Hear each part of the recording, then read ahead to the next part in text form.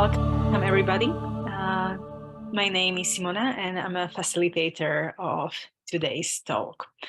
It's Bridging the Gap, Integrating Hospitality and Real Estate to Create Financial Viability in Land-Based Projects.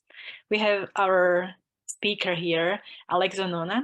I hope that I pronounced it right, who is a founding partner of Vida Fund, a Portuguese regulated fund investing in real estate hospitality projects in Portugal, and also a managing partner of Solis Capital, a boutique investment bank working with real estate operators around the world.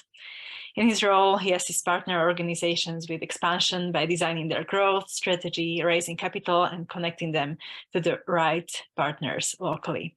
There's plenty of experience under Alex's belt. He has held several key roles, and he's one of the first employees at Selina, a hyper-growth hospitality scale-up with 150 plus hotels, where he hired over 200 people. So your experience, Alex, is mind-blowing, and I would like to give the stage to you to introduce yourself and tell us a bit more about how to bridge the gap. Perfect. Well, thank you very much, Simona, for this nice introduction. So hi, everyone. My name is Alex.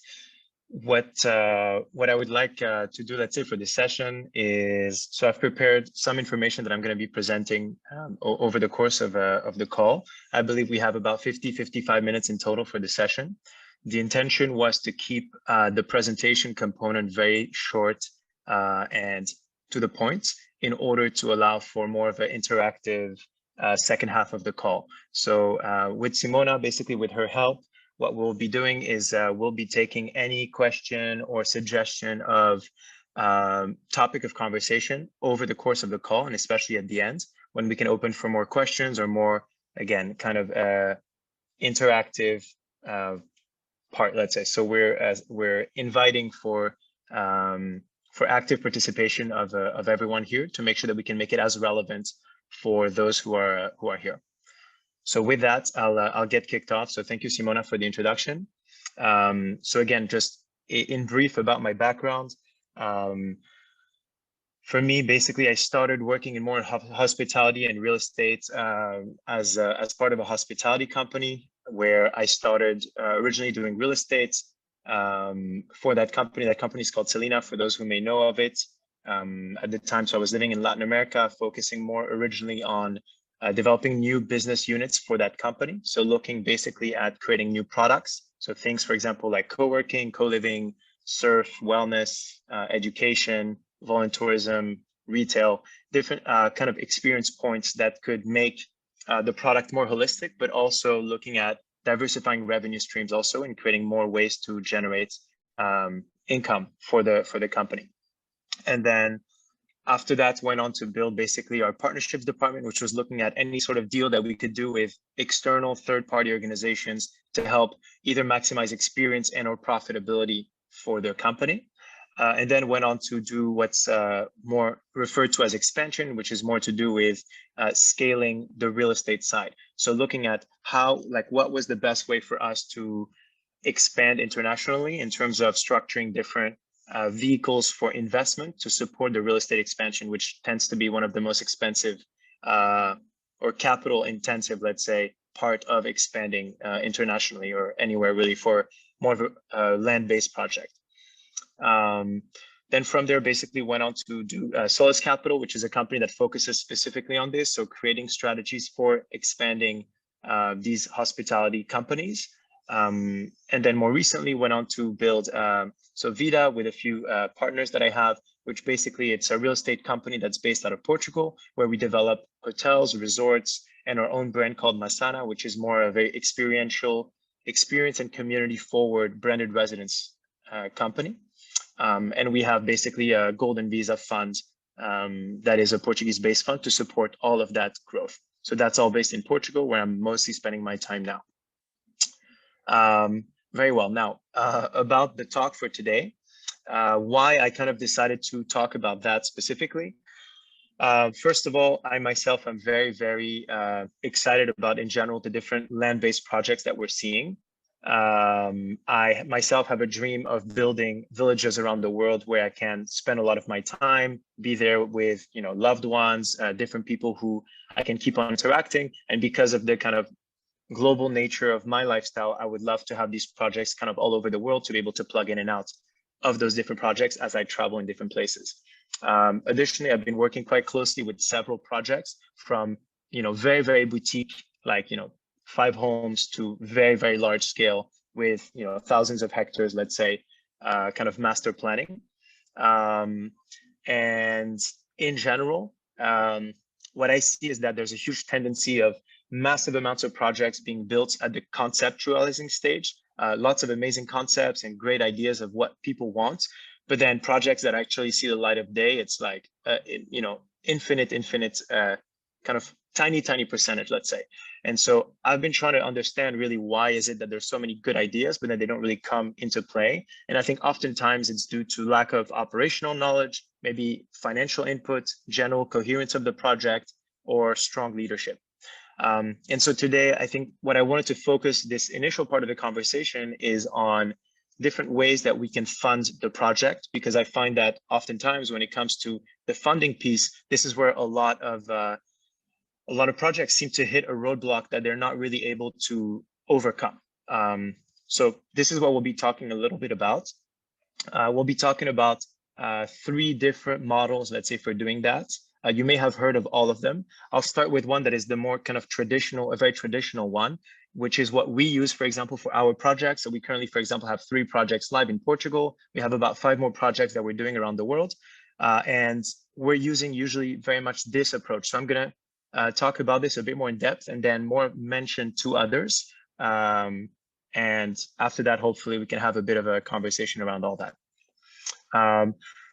So the first piece basically is when coming to the point, let's say, of building a land-based project, to try and integrate some form of either residential or touristic residential or hospitality components that can have a sort of pre-sale function in order to fund the development.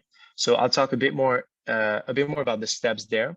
So typically, let's say if you have a land, you know, that you wish to develop and you wish to actually take forward, there will be a lot of different things. There's a lot usually of different budget items or line items, which will often be quite expensive because it's land development. And they will require obviously, you know, pretty heavy amount of capital. One way to do it, let's say, is basically looking first at planning and budgeting. Once you see, let's say, a land that you actually wish to do something with, and then from there, doing an initial capital raise in order to have enough capital, let's say, to acquire that land and or existing asset, let's say.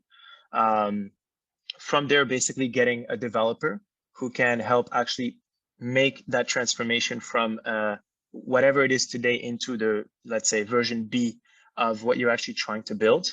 And then from there, a few things kind of happen at the same time. At the same time, they would start, let's say, development and remodeling the assets, depending on what type of asset it would be. You would be looking into pre-sales. And those pre-sales is basically a way that can help fund a lot of the development without having to raise very large amounts of capital, let's say. So the model is very simple, but it allows basically for the builders to be able to generate a lot of revenue from the sale of the assets while keeping a very strong hold of the management. Because you don't actually have to give off, let's say, a lot of equity in order to do that, because you will be funding most of the development through pre-sales. And so there are a few things that are pretty key when thinking about this. So again, the process is you're looking to build an asset, you make a plan, you have a sense of what you're trying to build. And then as soon as you have that ready, you start basically the sales of what you're building. So it could be of homes, could be of participation units in a hotel, different options like this. And then you will use that capital, let's say, to actually build what you are offering. And the intention is that the money that you're able to generate doing the sales of those different assets, let's say, will be not only sufficient to build those assets, but also other pieces. So perhaps, for example, your project has a big permaculture component or a big, let's say, another component that may not generate any kind of short-term revenue that you will need to finance in some way. Hopefully, the intention is that, let's say, by selling 20, let's say, homes, maybe that you're pre-selling, You'll be able to, of course, pay for the development of those, but also for all of the permaculture project costs, and perhaps you'll have some extra to also do something beyond that. Maybe some equity investment into your operation so you can build a team to help you with the project, different things like that. In terms of some of the key things to bear in mind with that, so there's the selection process for the buyers, which is really critical, because when thinking about this, so you're ultimately starting to now sell properties to individual buyers. There's a critical piece, which is who are those buyers going to be? Because in the end, you are now giving away some level of control to people who will be coming in and now being owners of a part of your project in some way. And so that comes with potentially a lot of power. And if things align, it can bring so much more movement and power basically to the project you're building. At the same time, it also represents a risk, because if you're bringing, let's say, buyers who are not aligned in some way, this is something that could create quite a lot of tension in the project. And so with that, a recommendation would be to try and be very, very clear on basically what the concept of the project is, what are the terms of the project, and making sure that there's a very strong vetting process for the buyers beyond just the ability to buy, right? That is really someone who's aligned with the values of the project, who understands the long-term values. So I think that's one thing that's really critical. And when thinking about let's say the clients, you actually have to build thinking about two clients, because there's also the hospitality component. And so you may end up having two end users, which are, the first one could be the owner of the house, right? The person who's going to buy the house, super important demographic, because they will be the one generating the capital for you to be able to build a project. However, there's also a world where you say, okay, well, I'm going to sell these 20 homes to individual buyers. And maybe you say, okay, these people are going to be living year round there, or they'll be in charge of the house. That's fine.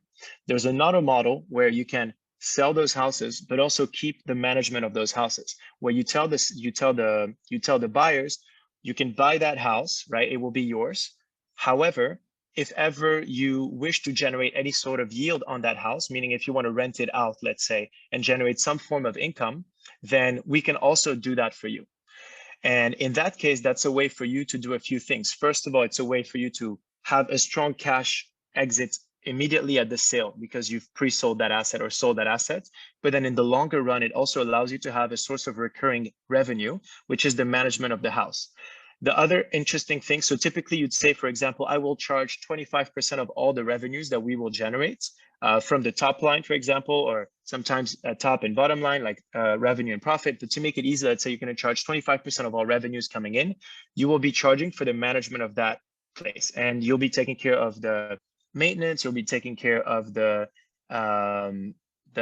let's say, oh, well, if there's gardens, things like this, you'll be taking care of the cleaning, all those things. So it's kind of like a turnkey solution for those buyers, which allows them to generate some form of yield, or at least minimize their costs, let's say, with that asset. So that's something that is a very interesting model. It's one of the most viable models that that we're working with, definitely, I think, within the world of hospitality. But then, so again, if that is the goal, then there are two people to think about. The first one would be the buyer of the assets, and the second one would be, who are the people who are actually going to be renting it? So if you're going to do, for example, something that's more of like a retreat center angle, thinking about making sure that you have a plan for the concept, for the design, for the price point that corresponds both to the first buyer, but also to the people who are actually going to be coming and using and renting the place for that week-long retreat, or for that month-long stay, or whatever is the concept, let's say, that you're building. So to be very mindful of the entire concept, and making sure that everything is aligned from a price point and from a kind of control standpoint. The other advantage also of managing the asset is that you can say that if you're exclusive management, you can always manage who is coming in. So you know that you're selling, let's say, to a specific buyer, but then also you can always curate and decide, for example, who's coming in. For example, if I'm doing, again, a retreat center, and I know that I can filter people based on the only people who can stay are people who book retreats, the chances that even those renters are very aligned with the energy that's happening in the project is much higher than if it's people who are just randomly booking a stay on booking.com and Airbnb and show up and may not be aligned with what's happening in that location. So something, again, to bear in mind.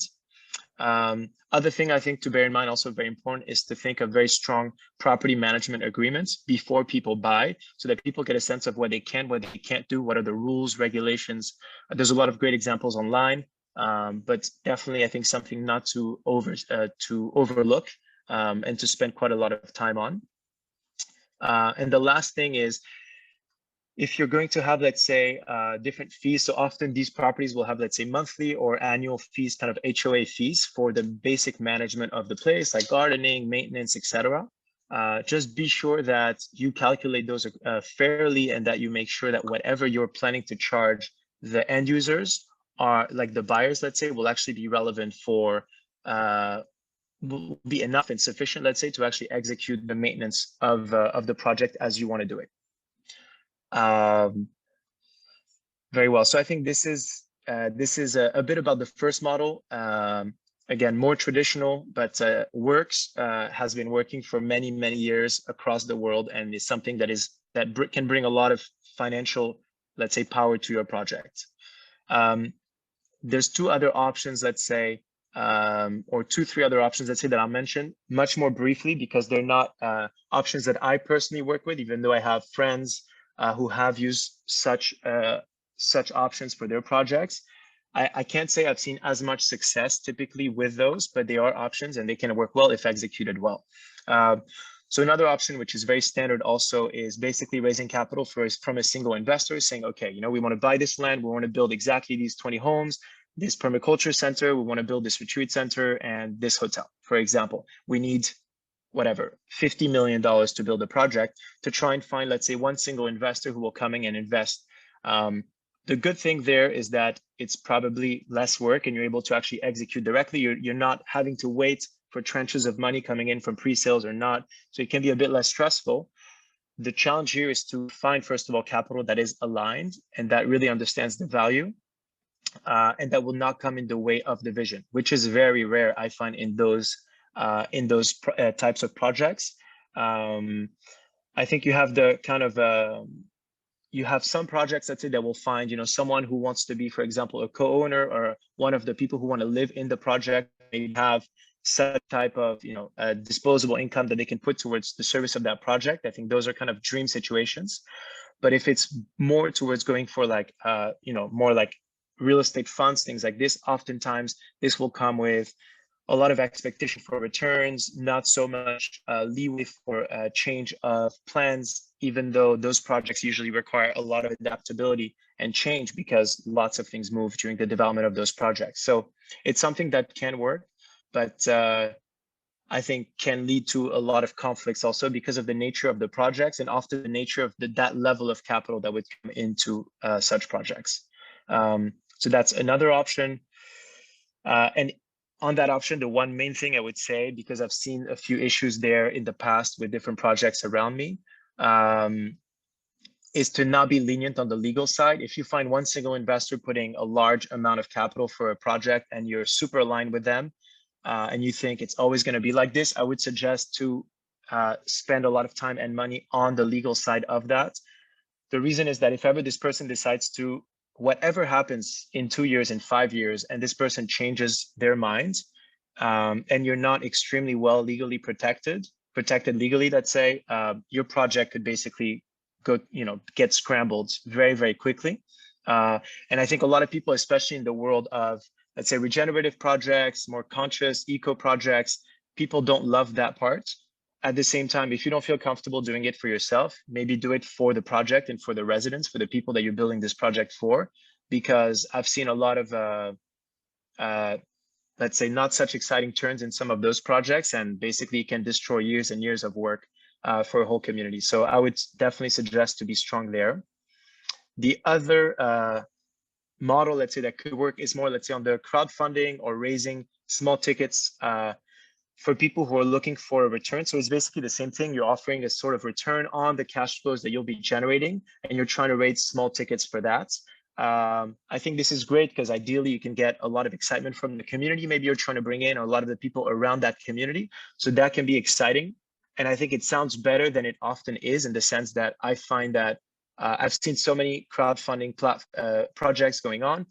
They often sound very good. And of course, the cause is great. I just see that oftentimes it's hard for people to be able to raise considerable amounts of money, enough to fund a lot of these projects, depending on the size. And the other piece there is that there's also the need to manage a lot of investors, which is also, for the better and the worse, let's say.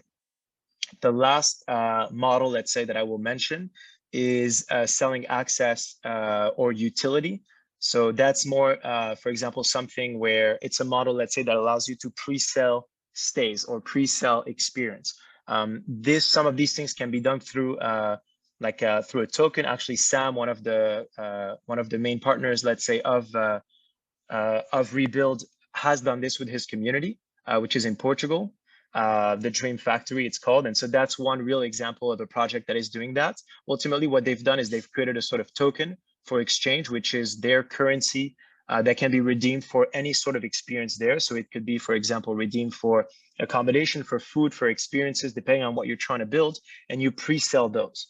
I think this is optimal as well, because it allows to still keep control of the project, and you're ultimately getting revenue today for something that you'll sell in the future. So I'd say probably financially, if you're able to pull that off, honestly, probably the best option. But again, I find that it can be quite challenging unless you're very, very engaged with the community already, to get people to commit to pre-buying experiences years before it's going to be built, for example. So yeah, I'll stop for now. We're pretty much in the timelines let's say, that we had mentioned starting the call. So I'll now leave it. I don't know. I saw a few kind of hands raised. I would be happy to see if there's any questions, any comments. If people are maybe more interested about a specific topic, would be happy to hear a bit from you guys. I see a question from Ray G. I don't know if I should read it out loud or if you want to come on screen. Sure. I actually have a couple. Okay, let's start with real quickly. Have you ever had the experience, Alex? First of all, thank you so much for sharing all of this information. Have you ever heard or seen someone combining the last two together? So crowdfund meets token. Have you ever seen that or no? Crowdfund means token. Personally, I haven't really seen it, but there's no reason why it wouldn't work. Let's say I think that could work very well. I think basically both of these models, they really rely completely on the level of engagement and willingness to commit of a potential community that will be living there. So if you feel that there could be interest in people actually engaging in that, I would definitely suggest to try and go for either or both of these routes. I don't see why they would be mutually exclusive, let's say. I think they could both work together. Okay. It's all based on, like, if there's enough demand you feel from people around because it really is a way to support the project beyond just like immediate gratification, let's say, in a way. Yeah, got it. Thank you. And the last question was around the renderings. So one of the biggest challenges, you have the land idea, you have the vision, but like to get these really amazing renderings to get the pre-sale, going, do you have any recommendations or resources you can share with us to get the awesome renderings of your vision? Sure. So there are different things with that. You're saying from a pure cost, or from a like who can do it? So I work, for example, with a lot of designers and interior designers, let's say, who work on such projects. So there's great studios, and perhaps I can look a bit through my email and find the ones that say that we most commonly use and send that. But I think maybe the challenge is more on the cost side, that like it's maybe too expensive at the beginning of the project. I don't know if that's the direction, but yeah. So oftentimes for that, so that's very much the case. I think for that there are a few solutions. One way basically is to try and find a studio or someone who's able to do that, who's willing to either do it at no cost for now, but a higher fee upon sales, which happens a lot in the industry, or maybe like a smaller down payment. So let's say, like, if you were to charge me $100 to do it, or 100, let's say, I would tell you, I won't pay you anything now, but as soon as we sell, I'll pay you like 180, for example, which sure will eat more from the profit, but it's also fair because you're also exposing yourself to the risk, right? Or other option would be to have a sort of payment plan, or to bring them even potentially as like partners in form of equity, something like that. That can help, let's say, with the payment. And then I think the other thing with the renders, like my suggestion, at least from an investment standpoint, just because I see so many decks and so many of these projects, is often I see a lot of renders that are like beautiful and like kind of delusional. You know, it's like this is never gonna like this is never gonna come to life. You know, so maybe having a bit of an input of like architects who have a base understanding of like costing and construction, just so that, you know, because I've seen a lot of projects, they look like Atlantis, you know, and it's beautiful and it's amazing, but the chances that this will come to life. And so as a potential investor, if you look at this, you're like, it looks like, you know, these guys are living a bit in a dream, you know? So I just be mindful of this. Of course, you want to have something very beautiful. Also, like, be mindful of like where you're building. If you're building something in Costa Rica, like there's so many like good, amazing ways to build there. Be mindful of that. Maybe not make something like, you know, a glass tower. I don't know, basic things, but that I feel often are maybe forgotten or not prioritized enough. Yeah. Okay. Keep it realistic. Okay. Thank you so much, Alex. Appreciate it. Yeah, absolutely. You're welcome. Thank you, Raji, for the question. I actually have a question. Oh, Debbie, I can go later. So go on if you want to go on screen. Yeah, so my question was more like when you have, in terms of pre-sale, what are some ways you typically get the word out? Is it through specific platforms, banners, or what are some ways, you know, you kind of share the word out for the pre-sale? Right. So for pre-sale, I mean, it depends also of the project. For us, for example, in our projects, we do kind of very experience and community focused real estate projects, but there's still hospitality. So in the sense that we do like, you know, we'll have like a really cool programming with like live music. We'll have like different types of wellness programming, maybe with like breathwork, yoga. So it's quite wellness, but it's still like more standard hospitality, right? They're not like complete retreat centers or things like that.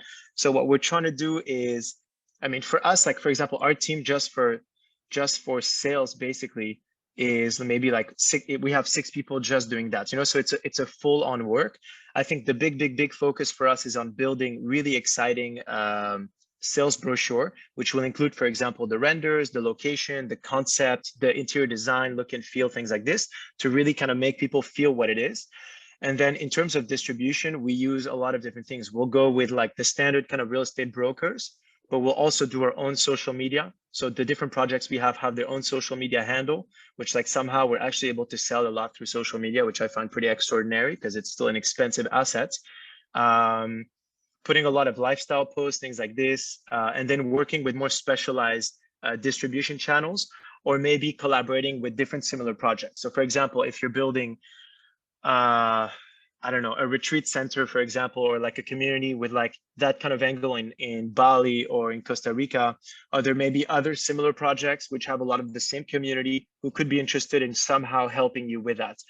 Or some people maybe who already own like a place like this in, I don't know, you know, in a beautiful place in Nevada, could they be open or interested in owning something maybe also in another place? So trying to find kind of these synergies.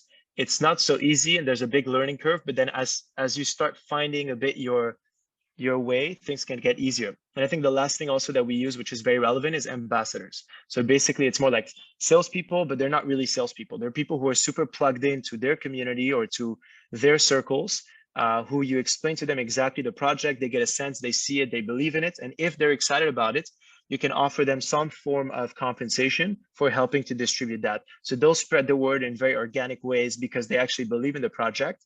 And then those can come as referrals. And if they actually close, we usually have some form of compensation scheme for them as well. Do you mind also walking through like a example of your recent project and then the whole process of finding the budgeting and also to the pre-sale? Sure. I mean, from the budgeting, knowing like finding the land to. Sure. So for example, I mean, we have like right now we have 3 projects, so they're a bit different stories, but usually, so we have like people who are constantly looking for new projects, basically.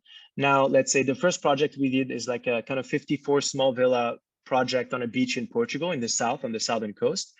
So there, for example, we were looking for different types of projects. We found this one that we really liked, and we decided to move forward. We basically then raised capital into the fund, let's say, to be able to fund it. So the advantage for us is that we're actually raising a fund. So we're raising 100 million euro funds. This is to, this allows us to, when we know that it's a good deal and we want to move forward, we don't every time have to go raise money. So that's why we're doing that, let's say. But typically, let's say we would go and raise money, and then we would acquire that project. By the time we've acquired the project, we already have all the feasibility studies. We know exactly what we can and can't build. We have all the permits, understanding what the permits are. And we obviously have all the construction budget and the projected revenue. As soon as we execute the deal from that time, we kick off the development, meaning that we'll do a tender process for constructors. So we'll say, we'll go out in the open and say, we need someone to build this. This is exactly what we need. And then different companies will come and offer their service, and they'll say, we can do it in 1 year for X. And another one will come and say 1 year and 2 months for Y, etc. We then pick, let's say, who is the constructor we want to build with, and they start the building. In parallel to all of this, we're working with interior designers, architects to build all the renders, look and feel, etc. And then as soon as we know what we want to do, we start by reconverting 1 or 2 units, which are going to be the kind of like witness, or I'm not sure how you say, witness units, let's say, which will be like the real developed ones that are actually real. So that people, when they come to the project, they can actually see like a sample unit, actually furnish, design, everything, so they can actually get a feel, because it's hard for people to project themselves oftentimes. So that's what we'll do. And then we start pre-sales. So for example, for us, the first project that we have about 54 villas in total. We started sales, and in about 2 months, we sold about 60% of the villas, let's say. So it was much faster than what we had budgeted for originally. And we think that it's because first of all, the asset is amazing, but also the design looks great and people are really resonating with the concept. And so it's selling really, really fast. We're now at the point where we haven't even finished the sample units and we've sold so much. We're like, should we even do the sample units, or should we just focus on building everything and not prioritize this? So we're kind of going back and forth now because it's selling really fast. But so that's, for example, one example, and then people will buy it. As soon as everyone will buy it, the real estate investment, so the fund will be fully exited. And then from there, we'll take the management of the asset. So we'll run the operations of that project, and we will charge 25% of revenues moving forward for managing and renting out this project, let's say. I hope this answers your question. Yeah, thank you so much. And just real fast about that, the channel, what are the channels that you did to get the 60% sold? So again, we have a real estate team, but basically Instagram, a lot of specialized agents. Also, a lot of our homes are Golden Visa eligible, which is a like citizenship through investment program in Portugal. So there's some specific, let's say, projects, agents, let's say, that work for those types of investors. And then normal kind of standard like Remax and all those real estate agents as well that we'll work with. Sure. Awesome. Thank you so much for you sharing. Of course. Thank you. Thank you for amazing questions, Debbie. There was also a question in the chat. Where can people see the projects you are working with? Is it on vidacap.com? Yeah. So yeah, on VidaCap, you can find some of our projects. It's a very minimal website. We have basically a deck where we have more of our projects. So if people are interested in seeing this, they're more than welcome to. If people are interested in seeing this, they're more than welcome, let's say, to send me an email, for example, and I'm happy to send them more information. I can send you, for example, let me see. I can send on the chat maybe my email. And if anyone feels that they want to receive more information, I'm happy to share with you more information about those, so you can actually have a look at them. I already included your email there, so people can reach out. Okay. Thank you so much. Okay, perfect. I see that Peter wants to ask something. Hi, Alex. Thank you so much for sharing your experience. As you know, Portugal is experiencing this housing crisis, and it seems like every week I'm reading more about this struggle to find a response, and yet at the same time we're seeing so many visionaries and different projects emerging in Portugal. And so I'm really curious to hear your perspective on whether this regenerative response to housing and also tourism can meet this need for affordable housing in Portugal, and what it would take for this to kind of be the development pathway for Portugal going forward. Yeah, wow, it's a big one. So I think that, is it possible? I think absolutely it's possible. I think that more and more people who are coming into Portugal have an intention to have a very strong angle about regeneration.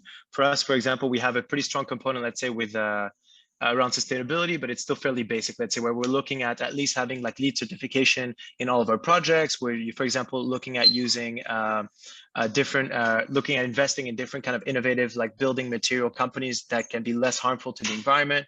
But we're still not really at the regeneration stage, really. The truth is, like, Europe and Portugal have a lot of grants for this. Like, there's a lot of movement towards that. I don't think this is really being used though, because they're impossible to apply for. But so yeah, I feel like the government maybe has a desire to kind of go down that path. I don't think they'll actually manage themselves. I don't think it's not the most efficient, I would say, of governments from what I've been seeing since I'm in Portugal.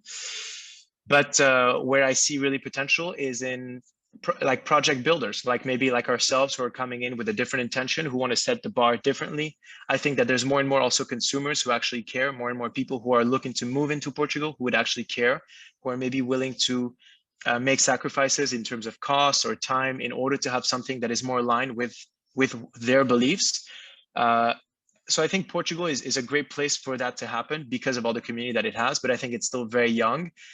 And I don't see a path where like it will be completely changed in the next few years, honestly. I think it's going to be a really long time process of like a lot of private organizations and people dedicating, a lot of time to making this happen.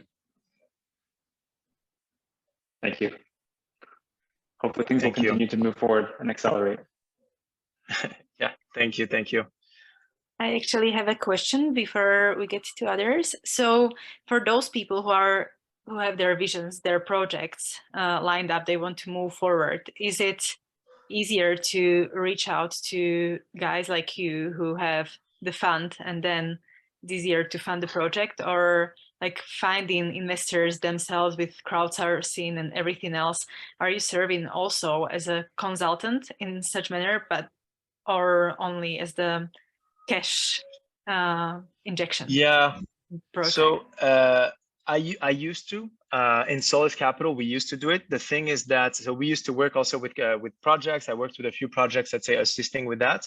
I don't do it so much anymore, just because honestly, it's very, very hard to make time for anything at this point. This new project has taken a lot of scale and a lot of my time. Therefore, I'm happy to always help and try and like give you pointers, things like this. We're open to looking at different investment opportunities, but again, in the end, our LPs, our investors, are really looking for very strong returns. And so oftentimes us who are more standard funds, I don't know to what extent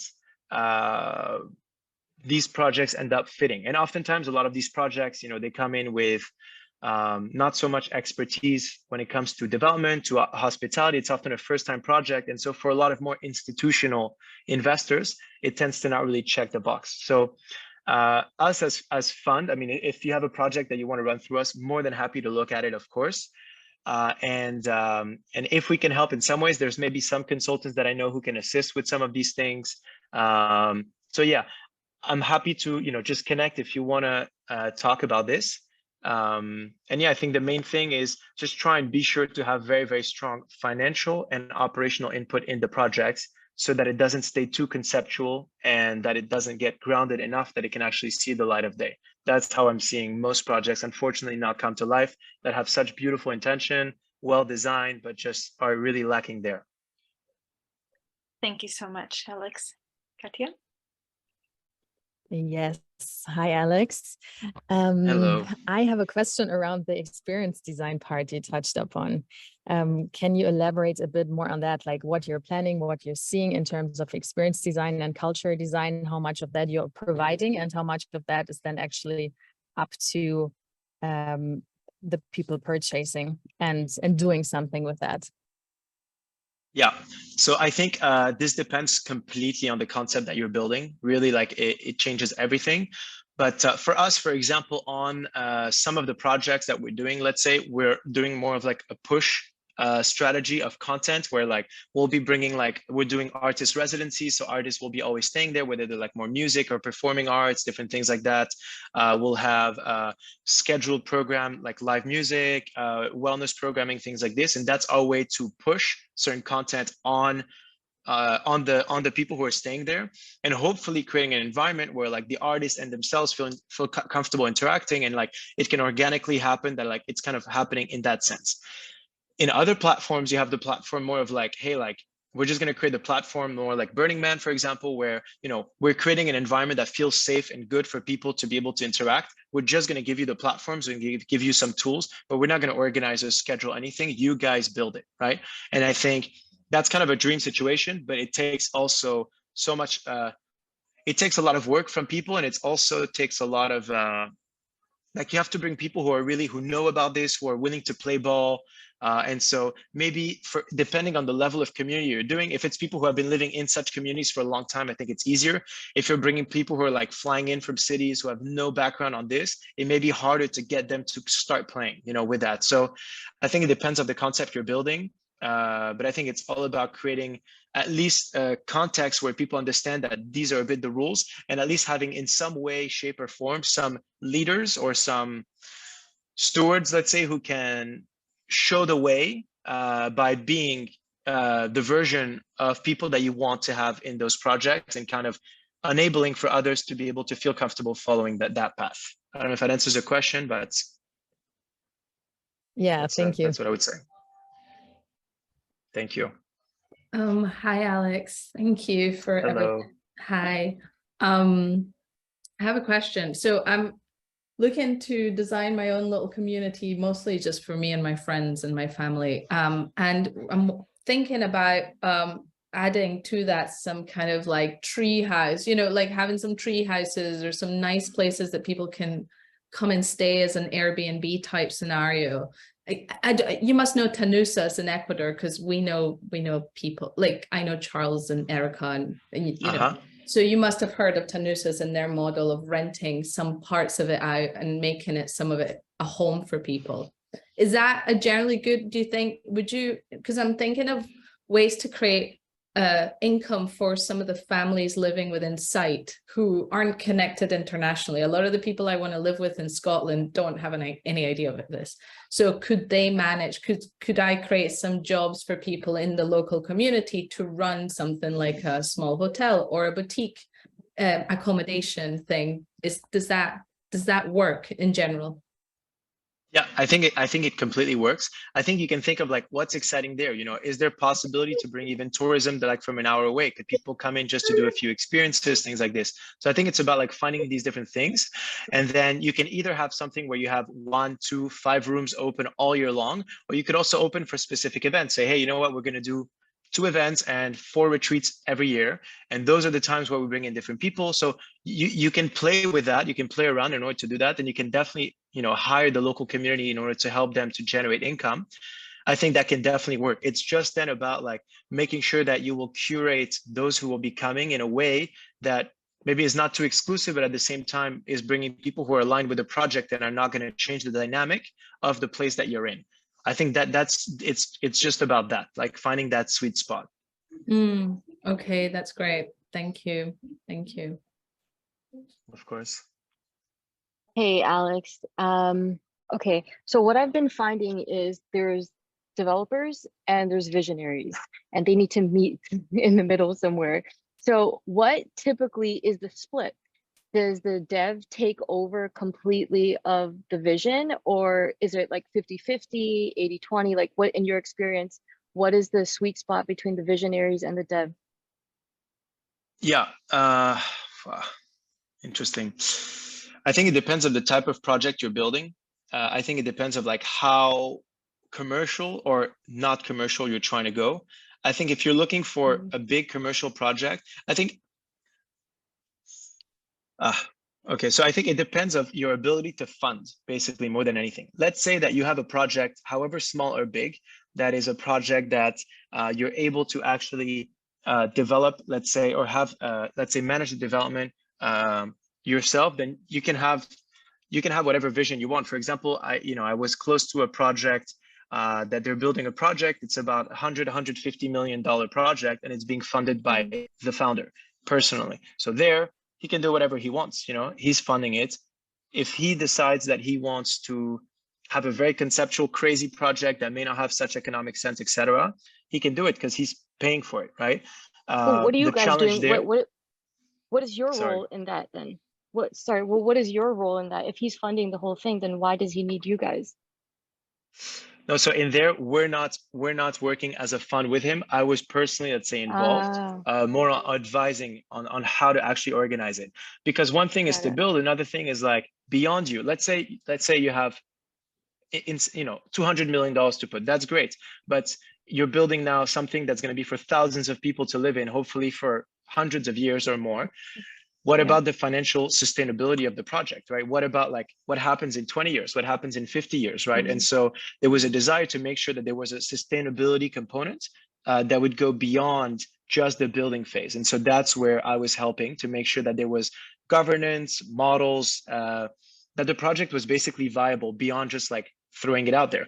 Also, like if a lot of people don't have experience, even though you may have a lot of capital, like you may be able to do so many more things with that money, right? If you don't know what you're doing, you're gonna waste money. So that's one piece. But then I think that, if you're in a place where, so my point is, if you're in a place where you're gonna be subject to requiring third-party capital, it's all gonna depend on how is that capital. If it's people who are like someone who wants to live in your project and they're like, you know what, I'm happy to fund, I have like $1 million, it's all my savings, it's what you need for your project, I'm happy to put it for it. And like, we can find something that's reasonable, but the main view is the project. Then it's about you being a responsible owner and making sure that you can bring the right people who are going to build a project that is actually viable and sustainable for your community, but there's not so much pressure on the capital. If you're going to say, hey, you know what, I want to build this thing and I want to have a hotel and I'm going to build all these homes and I need to raise a lot of, many millions from like institutional money, then I don't know if you're going to need to go commercial, but you're going to need to comply with a lot of things, because these people work with projects that they want to de-risk, right? So they want to make sure that it's actually going to happen on time, it's going to sell at the price you're selling, etc. So this comes with a very different mindset, which it can be a bit tricky, I think, to mix that into some of these projects, because you may be maybe darkening a bit the energy of the project, or you may be it's a lot of things moving together. And so I'm not saying it's a no-go, and it's not black or white. Also, there's a lot of gray options. But I think typically if you're going to talk to very standard, more typical real estate capital, it's not a rosy world, I would say. And so, in that sense, the expectation that the developer would have a lot of the final word, at least as to how things are built, what's the cost for building, how it needs to be sold, etc., is pretty large. Okay, thank you so much. Appreciate that. Absolutely. When it comes to pre-sale, it's all about the idea or the concept that you want to sell. You need to sell the idea first before the project is actually existing. When it comes to the overall budget for the project, how much do you usually, was the sweet spot for the allocation of the budget towards marketing and also towards messaging? Like how long time do you need to invest into clarifying the message and selling the idea? Great. So when I would just add something. So in pre-sales, I think the most important part is a few things. It's first of all the concept, but as importantly, it's the team, because people see concepts all the time. If they don't believe that the team can pull it off, then they're not gonna follow. So I think the team is as critical, if not more. Honestly, I see people like, if I brought a team together, a lot of people would just bind that project. They'd be like, guys, I fully trust you, you can move forward. Concepts, you would send a lot of concepts if people are, don't really believe that the people can pull it off, I think. So the team is critical as well. And then in terms of the amount for marketing, it's very, it depends a lot on the projects, but I would say probably a safe number is about 10% of the sales volume. So for example, if you are going to be selling, whatever you're going to be selling, maybe 7 to 10% of that amount is probably a good amount. That would include not only the time to build all the development, marketing, and all those things, but also the sales agent's commission, which for us, we usually pay 4 to 7% of the sale value to agents. Now, if ever, you're building this project for only your friends and you know that they're already going to buy it, maybe that can be 1%, right? So it depends really how you're going to be moving. But if you want to have, I think, a safe cushion, I would plan 10% of sales.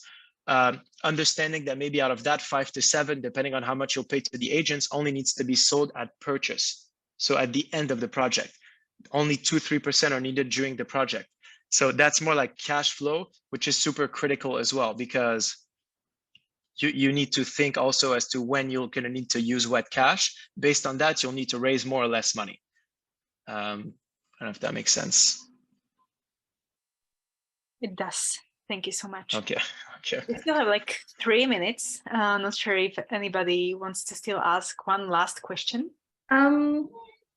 Yeah, I mean, for me, it's also I'm getting the sense of like the cultural management is also so important, like just how you manage the culture of the thing that you're creating, in terms of what people are going to be living in. And it's not like there's the finances, which is a thing, but then how many projects fail under the weight of just like psychological stress or unmet expectations, or so many assumptions that are thrown into the mix, and there's a lot of that comes in. So it's, I suppose, kind of honing in more and more what it's, and also a culture that's going to support us in whatever is come. I mean, I don't know how many projects you're working on that like prepare us for not the apocalypse, but like, what if the economy crashes? All of like, do you have is food security, water security, all of those things part of these projects fundamentally that you're working on as well? Yeah, so I can't say that it's part of all of them. They all have very different things. Some are more commercial, some are much less commercial, some have, so it really depends. What I can tell you is that we have usually extensive amounts of documents, information, contracts, even for what ifs, like what ifs, a ton of things. Also, when it comes to insurances as well, in case things happen. So we try and do our best to always think of like things that could potentially go wrong, because also usually with time, most things will go wrong at some points. So how do we manage these situations?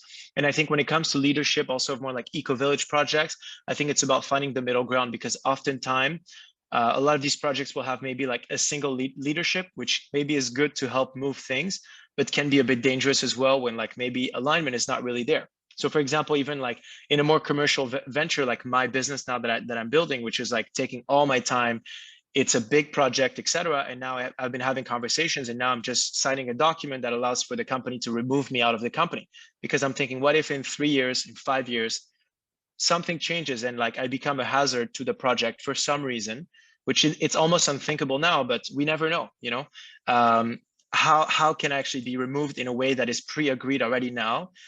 Which these things are tough, because like it's my project, at the same time, I think it makes a lot of sense. So that's something we're discussing with our partners. And we're trying to think of all sorts of things like that to plan, so that if something were to happen, it doesn't need to be a conversation at that point when it's so emotional, but it's like agreed now, calmly, if this happens, these are the different steps we'll be taking.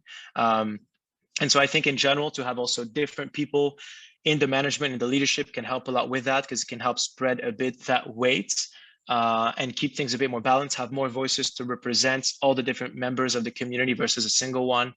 And especially when selecting like people who will be living or staying there, thinking to not have too much of a dictatorship of like, well, I'm gonna interview them, and if I like them, I'll take them, if not, not. Maybe it's not really the right way. So thinking of how we can be a bit mindful of the different dynamics happening within your community. Thank you. And one last question, actually. I'm thinking, so for my little community, I'm going to get my favorite architect who I worked for too. I studied architecture, so for me, it's a little bit easier. And I'm thinking of bringing him as a partner in this, but also I'm going to speaking to some farmers. I'm going to see if a farmer will just give us some land. I wanted to ask you, do you think it's a good idea to either bring the farmer? Do I need a property developer on this? Like, should they be a partner in any sort? Or if I can just get private investment, do I just, give shares to the architect and the landowner or something? Would you advise I do that? Because it is a small project. I'm not going to build something massive. Yeah. So in general, the problem with equity is that once you give it, you can't really take it back. So if it's someone who you feel will add value long-term and in 10 years, they'll be amazing part of the community, sure, I think it's great, especially if they're local farmer. If it's not, and you're just doing it financially, I would try to stay away from it as much as possible. And if there's any other way to incentivize them, even if it's going to cost you double, but it's cash at some point instead of equity, I would prefer that.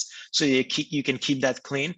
I really only like to do equity for people who I believe have will be a partner, and it's not just a way of payment, someone who cares about the project, who will be involved long-term. So that would be my recommendation there. For the land, if you can buy it in some way, I would suggest to buy it. If you can't buy it, maybe you can rent it with an option to buy once you have more cash in the project. And if you can't, you can maybe offer them to have equity in the general project in order to not pay the land. That's another way to do it as well. Yeah, that's what I was thinking. Okay, great. Thank you. Thank you so much, everybody, for amazing questions, and Alex, for your contribution and sharing your wisdom. Before we say goodbye, what is the best way to reach you? You mentioned that that you prefer email. There was also a question if LinkedIn also works for you, or what is the best way to get in touch with you? Yeah, most reliable email. I check my emails way too many times a day, so I think that's the most reliable one. If not, LinkedIn, Alex Onona, my full name, you can find me there. And if you have any questions, you can ask me there. Okay, perfect. Thank you so much, everybody. Round of applause, even like the digital one. So thank you again for your contribution, and let's connect either on the platform in the networking tables or privately through the emails. And for those who want to dance and stretch a bit, there's also this part of the program on the Village Square. So I invite you there as well. Thank you again, Alex, and everybody. Thank you. Thank you all for your time. Appreciate it. Thank you, Simona, for facilitating. Thank you. Bye.